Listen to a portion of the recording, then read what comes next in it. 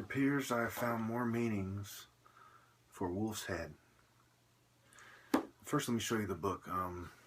Handbook to Life in Ancient Rome, Leslie Adkins and Roy A. Adkins.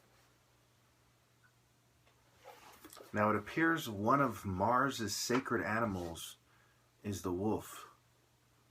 Very interesting how important martial arts is to the secret societies. I mean, I just keep uncovering more and more connections. And every time I tell myself to stop looking into it, I find another book or something comes up and, you know, it draws me back. God wants me to expose this and also to understand my importance in the universe. Mars, this is page 265. Mars, an Italian god of agriculture and guardian of fields and boundaries. He was identified with the Greek god Ares and so assumed the major role of a war god. He's in the figure 7.5. He's there with the spear on the coin. I'll show you in a second. And was regarded as the son of Juno. As Mars Pater, Mars the father, his connection with agriculture was maintained, and the month of March is named after him. Mars had an altar in the Campus Martius at Rome and was served by the Flamen Martialis. There was a temple of Mars on the Appian Way outside Rome, and a temple of Mars altar, Mars the Avenger. Ain't that something? So you have Mars the Father, you could pretty much compare that to Mars the Elder, right? And you have Mars the Avenger. Was ordered by Augustus to be built in the Forum in 20 BC. And for those of you who know anything about Roman history, you know Augustus Caesar is one of the more famous Caesars. The wolf and the woodpecker were his sacred animal. It's kind of funny. It reminds me of Woody Woodpecker. You know. Mars had a succession of festivals in February, March, and October. There was a festival, and reminds me of Oktoberfest. And of course, you had the Wolf's Den and the Werewolves Unit and so on of the Nazis. There was a festival on 1st June and a festival of Mars Invictus. Remember I talked about the Soul Invictus? Those of you, I think that was on the James Jackson channel. It might be on the Sid Jackson channel. Unconquered Mars on 14th May. Very interesting. For those of you who would like to compare me to Mars, 14th May. I guess we'll have a little celebration just for the hell of it. Not to be pagan, just to mock the pagans. As they mock Christ, it's only fair that I'm unconquered. And obviously martial arts is named after Mars, the god of war. So fuck you, you pagan dogs who have a problem with me. Roman troops celebrated the birthday of Mars Pater on 1st March with the sacrifice of a bull. The Armilistrium, the festival of purification of arms in honor of Mars, was on 19 October. Among the Celts, Mars was regarded not only as a war god, but as a peaceful protector. Horus the Protector is another one. Healer and tribal god. Well, this goes on. I could read you this whole thing. I'll just do it in another one. Let me just show you this. It goes on to talk about how the Celts have different versions of Mars. I'll give you a little bit of it. He was equated with many Celtic gods, such as Mars Cocydius, Mars Belatucudrus, and Mars Brachica, whatever. Mars Elator is known from a dedication at Barkway, Hertfordshire. And it goes on and talks about, okay. So, as you can see, there's a reason why they keep going back to this martial arts challenge. Not only have I emphasized the importance and have I highlighted it as something that aggravates me, that they don't give me my credit for, which makes them inclined, just like a little kid who thinks that you're sensitive about something, they're inclined to try to poke fun at me or bring up the challenge in a way, do something to downplay my martial arts prowess. Anyway, this is life in ancient Rome. For those of you who've been following me for years, I gave you the daily, another book called, it's around here somewhere, The Daily Life of the Ancient Egyptian Gods. And these books, they talk about the life, they really explore things and put things into perspective for you. You know, it's like this, they talk about how long soldiers serve and show you individual, statues of soldiers, or, their headstones, their gravestones, and so on, and so they explore what life was like in Rome. So if you can imagine the importance of the Roman legions, the importance of the Roman military, and how important Mars was. You see, Mars wasn't just a Roman god, he was one of the important Roman gods. Saturn, Mars, Jupiter, these were very important gods in Roman mythology. And of course, as it talks about Ares, and so you see Greco-Roman culture as well. Of course, this absolutely, when you look at the architecture and you compare it to the architecture in America, and absolutely, they're looking at things from a Roman perspective. They're looking at Babylon and Egypt from a Roman perspective.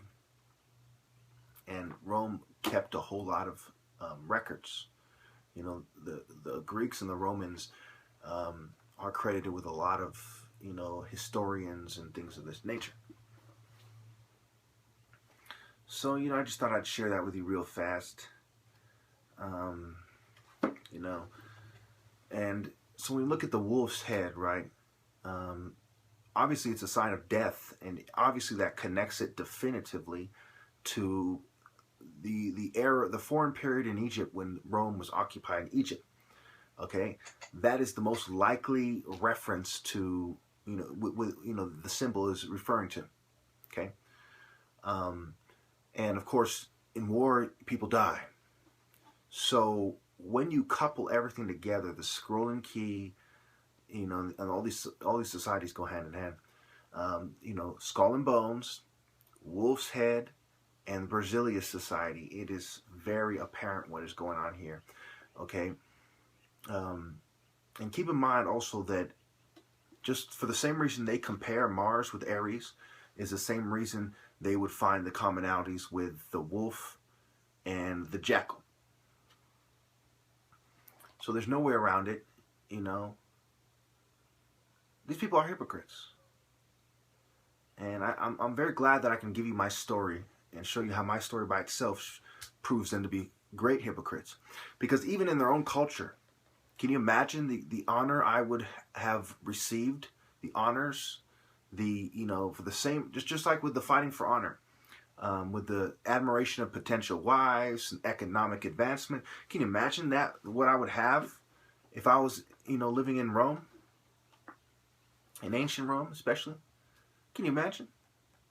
And you see how lowly and hypocritical these people are. For the same reason their eugenics madness is just madness, is the same reason, that their illusions of martial arts are madness, And people in Rome, they liked entertainment. But they would not compare the entertainers to the soldiers and to the greatest warrior. The greatest entertainer, he's an entertainer. And as I brought up with the gladiators, right? Most of these people fell out of favor, and they're forced to fight to the death as a gladiator in the arena. Okay? This, you wouldn't really compare somebody, the ancient equivalent of the UFC is some fucking lowly criminal who's forced to be a gladiator, or some prisoner of war. They're not going to respect that guy as much as a war hero or the top soldier. And when it comes to the arts of Mars, the war arts, okay, the gladiators themselves, they weren't necessarily beating each other up. They were fighting to the death, So when you look at what these people believe and how they've twisted it in order to save face and make themselves look good and deny, people like me their due credit. That's what I refer to when I give you that clip from Shaka Zulu says, preserve the past as it was. As it was. Not twisting it to make yourself look good, to help, your friends out and your network out, but preserving it as it was. There's religious overtones, there's spirituality involved here, there's tradition, there's history. You know, the intangible culture of a nation, as I've defined in that one video. That's part of the purpose of martial arts. Mental, spiritual conditioning. And when you remove these things, you can no longer call it martial arts. You know? I mean, I could compare it to something very obvious, but there's no need to compare it. It's very obvious that I'm right about that. I don't need to compare it to anything. When you remove the essence of being a martial artist, it's no longer martial arts. It's something else. It's a sport. And you can't compare these athletes to someone like me. You know, someone like me would kill them fast. It'd be done. It's over. They're dead. I'm on to the next one. I go as far as say I could take a whole bunch of guys from the UFC at the same time in ancient combat. I would just slice through them. He's dead. Next. He's dead. He's dead. You know, you see me with weapons. You know, I just go through them like it's nothing. You know, hot knife through butter. Just going through them, going through them, going through them. You know? So the idea that we should give these people more admiration in society than someone like me is blasphemy. From a Christian perspective, from a pagan perspective, from a historical perspective, and those of you who are anthropologists, from an anthropological perspective, absolutely, it's blasphemy. This is not preserving traditions. This is twisting it in a way that is sick, that denies the most righteous of men their due respect. And there is no excuse for it. You cannot say, well, we have the secret society culture, therefore that's why things are the way they are, and then deny the people who in your own culture are closer to the gods if you are a pagan, and are closer to God if you are a Christian. I mean, it is madness. It is nonsense. It is stupidity. It is utterly absurd. Quite unfair. So your answer is to not give these people a fair shake. You know, in Rome, they used to give offerings. And they used to try to be as contrite and as sincere as possible. They say, you know, they'd pray to a god and they'd ask him to protect them. Mars, the protector. You know, they weren't going there half-assed to save face. You know, that is what they believed with all their heart. And you're perverting that. You're twisting that with your covert drugging. You're twisting that, making a mockery out of martial arts. And then you have these little sissies in the comments trying to put things in terms of a sport. Trying to put war in terms of a sport. Well, what about grappling? What about the fucking bitch between the rounds holding the fucking sign and shit in boxing or something, right? In wrestling. Who fucking cares? This is spiritual warfare. This is something divine and sacred and traditional. This is not something to be made a sport of. You're making a sport of something sacred. War arts that have come down from the heavens. And then you claim that you're the experts. That you're the experts. The guys who are making a mockery out of everything, you're the experts.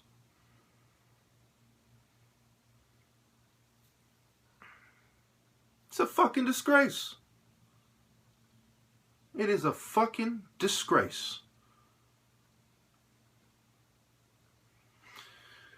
And so, it is what it is, you know? And I'm going to clarify some things, you know? There's some people who don't believe that martial artists should compete at all. That's their tradition. That's fine. But don't try to say that I'm not the top martial artist if you're not willing to show and prove whether or not that's your tradition. That I cannot respect, you know? And then there's cultures such as Egypt where, you know, emphasizing your military prowess, your martial arts excellence was very important. You know, when the gods blessed you with such a thing, you didn't keep it to yourself. It's the same thing in the Bible. When God made a warrior great, it wasn't so he'd sit around twiddling his thumbs. It's so he could conquer his enemies and bring glory to God. Well, I'm almost out of time, but I hope you understand now why I don't play these little sissy games with the trolls, why I no longer go back and forth. It has been made 100% clear to me that they're just throwing a bunch of brain-dead idiots. Either they know nothing about sacred combat arts, or they are trying to piss me off on purpose. I mean, I have cited, how many sources have I cited? How many books have I cited? And there's over 10,000 valid sources and hundreds of books I've brought into my videos. Either with paper, you know, either citing from the book or showing you the fucking book in my hand. I'm out of time. Thank you. And so I've had talks with people who, you know, they don't understand too much about it. So I explain. I said, look, the most important skill in combat is the ability to strike your opponent before they strike you. More specifically, the ability to get the first hit. Because combat arts aren't two kids on a playground getting into a fight. They're not a drunken fisticuffs event at the bar. In war arts, you strike your enemy, he's probably going to die. You strike him first. You strike him first, someone next to you is probably going to finish him off. You strike him and he's wounded, he's probably not going to live through the rest of the battle. You strike him and he knock him off his feet, he's probably going to get stabbed on the ground. You're foolish enough to take someone down, you're probably not going to get up.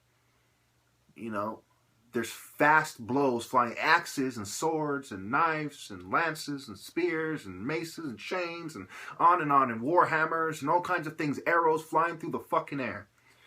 It's all about speed. Just like that song, everybody was kung fu fighting.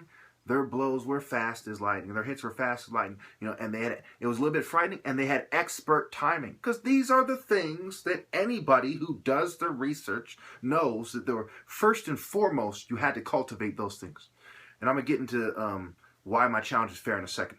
Also with Shaka Zulu in the movie, you can say, well, it's just a movie. Well, a whole lot of research went into that. The guy knew what he was talking about when he said strategy, speed, and physical contact. I mean, these are the things that matter in war. And he's describing it as a leopard. The leopard hunts. Matter of fact, I'll even grab this. A lot of people say, they're going to trivialize it and say, well, he's playing with toys. I'm putting it into perspective for you fucking morons. The leopard hunts. Okay? He's waiting for his best moment to strike. So you're going down the battlefield and you're waiting and you're waiting. Okay? And you have that moment. Boom, you're fast, striking, pow. It's the same thing in sparring. You're moving around, you're waiting for that moment to strike. That is the most important skill one can cultivate, period. The ability to land that first blow. If I stab you in the fucking stomach with a spear, with this long fucking blade, especially in ancient times, you're through. You're fucking through. That's it. It's a wrap. That first strike and the transferable skills. It's the same thing. You have your guard. You have your striking objects, which just happen to be your hands and your feet in sparring. Okay? You have the ability to dodge, agility, dexterity, speed, strategy, physical contact. So, when they say, well, somebody was one guy who was trying to be reasonable. The best argument I've heard, I've nullified quickly. And that is, well, during sparring, you hit and then you reset. And that's the whole point, is that first hit. That's what I've been saying since the start, the whole time. I said that first hit is what matters. Okay? These are combat arts. Now, if you want to talk about sports, that's another thing. Boxing, you might need a different strategy. The first hit probably isn't so as important. But when you're talking about martial artists who have cultivated martial arts for years, okay? Especially as soon as you get to the black belt level and above, and I'm much beyond that. Black belt probably takes about 4 years. In some dojos and some styles, 6 years. I'm over 20 years into this stuff. When you're dealing with someone as deadly and precise as myself, sparring does prove who the top martial artist is. Now I'm going to tell you why it's fair. Okay, let's look at this spiritually and traditionally before we talk about what is fair. Because not only, for it to be fair, it has to be, truly reflect combat skills, and it has to be traditional and spiritual and involve mental prowess as well. And that makes it a fair martial arts challenge. Nothing else really matters. Spiritually, mentally, traditionally, and what reflects the combat skills that allows you to win. Okay, so when somebody says, well, you're taller than somebody else, well, let's look back at historically, okay? They would say, look, my son is big and strong. Thank the gods. And I'm not thanking, Lord, I'm just saying what they said. I'm a Christian, I believe in one God. But that's what they used to say. Thank the gods, because he came out this way. They pray for his son to be a mighty warrior with certain qualities, characteristics, and attributes that make them a great warrior, and natural talent, and to, the environmental factors to work for them instead of against them, to over time become a great warrior, and they pray that he makes it back home. So when we're talking about martial arts specifically, okay, to say that, well, you're taller than this person or you're tall and fast, it's not fair. It's like saying, well, you can draw better than that person can. Your art contest isn't fair. Or it's like saying, well, you were born big and strong. Your weightlifting contest isn't fair. You can hold your breath for a long time. Your swimming contest isn't fair. And so on and so forth. We're talking martial arts here. We're not talking about fucking patty cake. We're not talking about a cookie baking fucking contest. We're not talking about a sewing contest. We're not talking a pie eating contest. We're not talking a shit pushing contest. We are talking about martial arts. The war arts of Ares, Mars, Horus, and the respective war temples in different cultures. War arts that were cultivated by cults,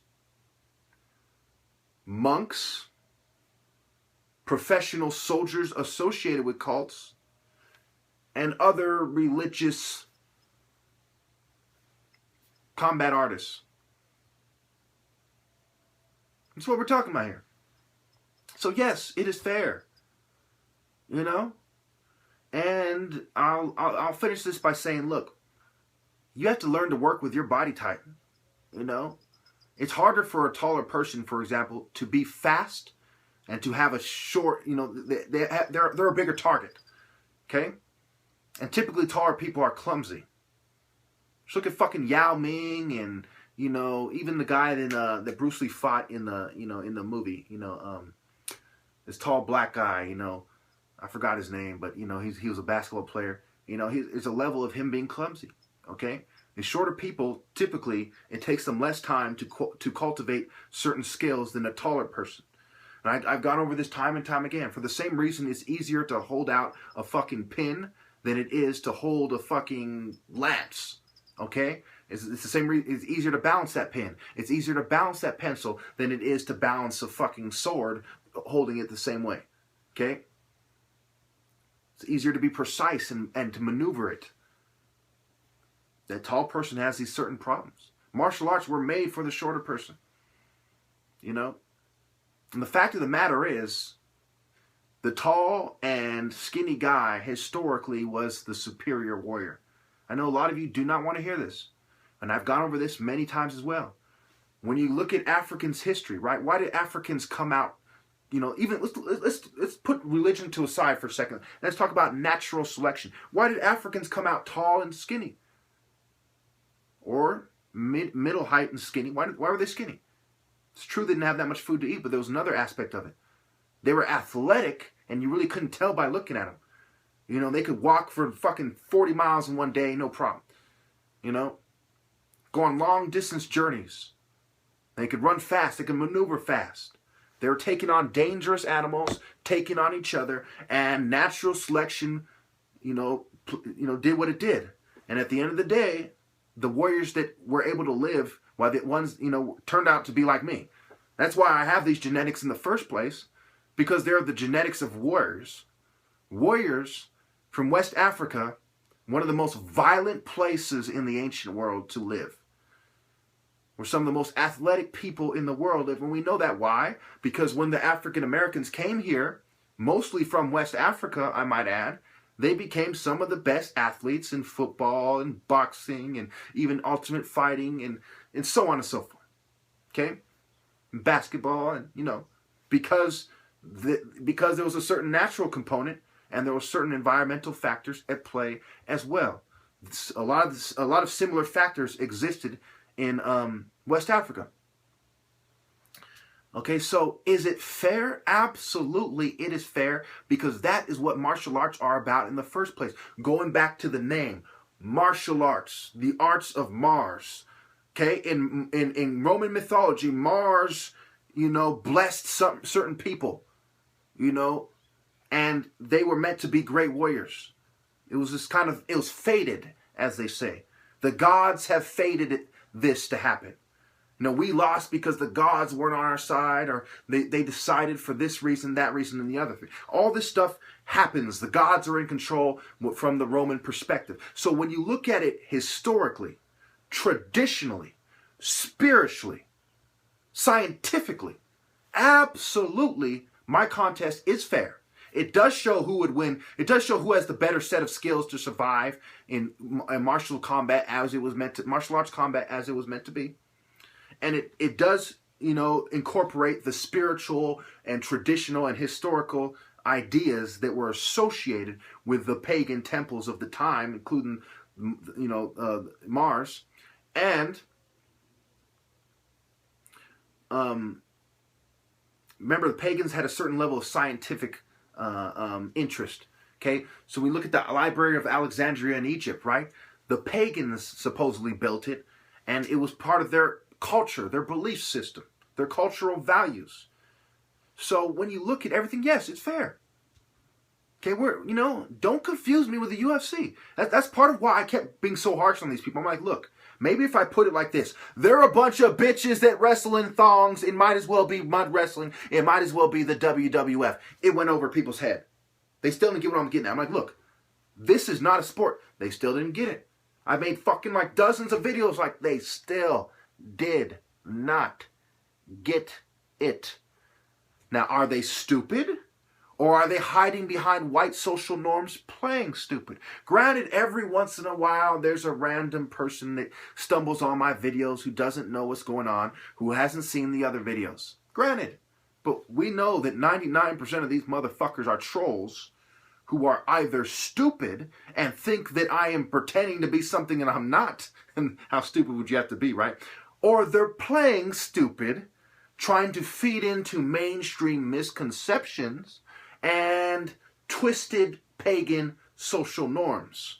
Twisted Babylonian social norms, because the killer is. Now, I'm going to put this in a way hopefully you'll remember.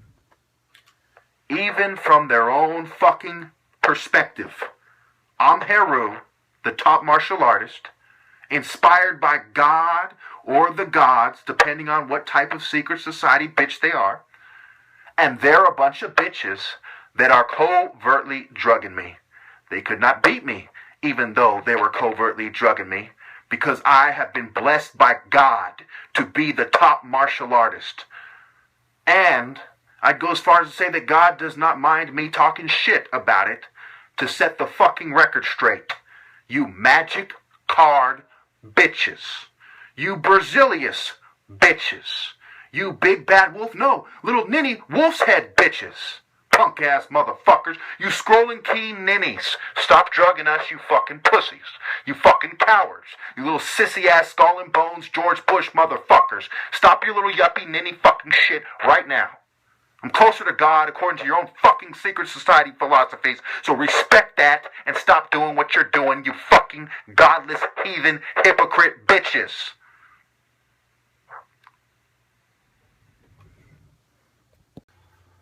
So they would remove the uppity Negroes from the rest of the pack because they did not want them to inspire, nor did they want black people to read and be inspired by other heroes. Heroes that you find in Greco-Roman mythologies, Greek and Roman, such as Odysseus, Perseus, who slayed Medusa, and Theseus, who slayed the Minotaur. Homer's Odyssey for Odysseus. So, why are these important? Well, I think you know why they're important, right? Let's think about this for a second. Why do I feel the need to emphasize my struggle? Let's see. Where are the heroes in the world today? Yeah, there's none, really. You know, we have to go back to like the fucking 60s to find people that probably were heroes. And why is that? Now, why is that? That's how they get you. They don't want you to tell the tale if there was heroes, which there almost certainly was. They don't want you to know, and they don't want you to spread the word.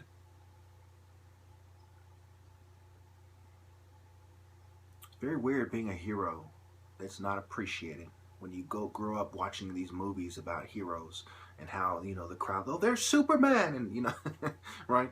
And everybody, to be one that's not appreciated, very weird feeling.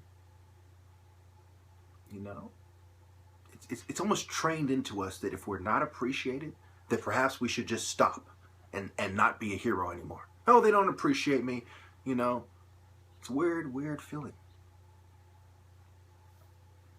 But I keep on pushing because of my accompanying moral code, my belief system, a system they wish to destroy. They say, well, he's a misogynist, homophobe, who doesn't, and he's anti-American, and we don't like him, and he's cocky and all this bitch shit. And so they wish to destroy my main philosophy. Not to mention the philosophies that contribute to who I am, such as, being a manly man, a manly warrior, a great African, being a Christian, and so on. They want to destroy this and twist it and make it New World Order friendly. So you say, well, why does he why does he, toot his own horn? Why does he pat himself on the back? Because, believe it or not, people miss these things. They don't understand. I'm like, look, I know you've been brainwashed not to know it when you see it, but I'm a fucking hero. God chose me to take these people on. And I'm not saying God only chose me, but he definitively chose me in a way that I could not turn my back on. And the more struggles and hardships I go through, it has solidified the truth in my mind. It's unavoidable. This is written in John. The world hated Jesus, and he's going to hate people like me. And the world's going to hate people like me. Going super duper fucking hard. Wearing myself out. Every day I make sure that I'm the top martial artist in the fucking country, perhaps the world. You have any idea how much mental conditioning that takes when you're being covertly fucking drugged? This is not it's harder to do that than to be the fastest sprinter in the fucking world. Because I'm being covertly fucking drugged with performance reducing drugs, with drugs that impair me. Far worse than alcohol impairs somebody's driving ability. And I'm going super duper fucking hard. You understand me? This is something divine going on here. This is the type of thing that they write stories about. My story is immortalized in the heavens, in the stars. So why shouldn't I make sure that it is repeated for as long as mankind exists, so that no one ever forgets what it means to be a man of honor, a man of God? This is bigger than me. The best years of my life are gone. What do I possibly have to gain from this? I tell the story of a man who's given up everything, who lives with his parents, even though he's fucking in his mid-30s, which in our society is something to be ashamed of, right? But I'm still a fucking hero. A transcendent hero that transcends all that. So there will be lots of people that don't understand the glory in my story, in my true story. Because they're fucking shallow, conditioned by scum filth. Little ninnies. And it reminds me, the other day some female said, don't be mean to me. I've been conditioned. And I felt bad for a moment, because I knew that they were right. I'm just so used to feeling the pain, feeling the difficulties, going through difficulties because of other people's perspectives, that I've taken a very angry stance.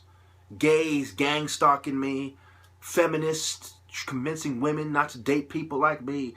I'm so used to feeling the fucking brunt of their lack of understanding that it's made me kind of bitter, My heart has been broken. My fiance left me for another guy.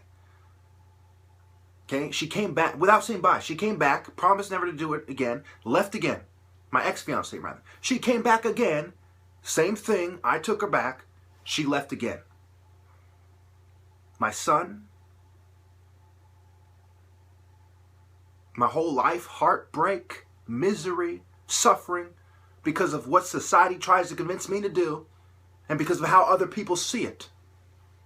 And now that I have the absolute truth when it comes to the most important principles and perspectives in life, you better believe I'll never back down, I'll never let it go, and I'm fucking bitter. But I understand what it's like to be somebody who's conditioned, who doesn't see it this way, because I've been that myself. And I've suffered the dearest price. I've paid the dearest price for it. The loss of my son that I'll never be able to get back. No matter how many New World Order scumbags I fucking kill, my son will never be in my arms. Because they're a bunch of eugenicist scum that took advantage of the misconceptions they impressed upon me as a young man who was too caught up in gangster shit and materialism to truly recognize the spirituality that was already there. I was already a Christian. I was already a transcendent warrior. But their demonic Babylonian nonsense had fucked with my head. Afraid of my parents' reaction, afraid of not being able to support my child in a world that was already shunning me, that was already telling me that I'm mentally ill, and I knew that they were going to treat my son like that, but that's no excuse. It was their Babylonian scumbag fucking ninny bitch shit. They convinced me to do something that I would not have done otherwise. And no matter how many of them I kill, no matter how fucking much I make them feel the pain, they will never feel my pain.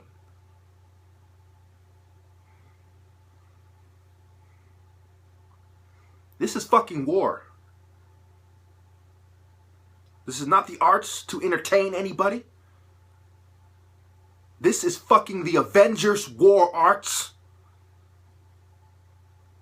And when the protector fails to protect his own seed, people must fucking pay!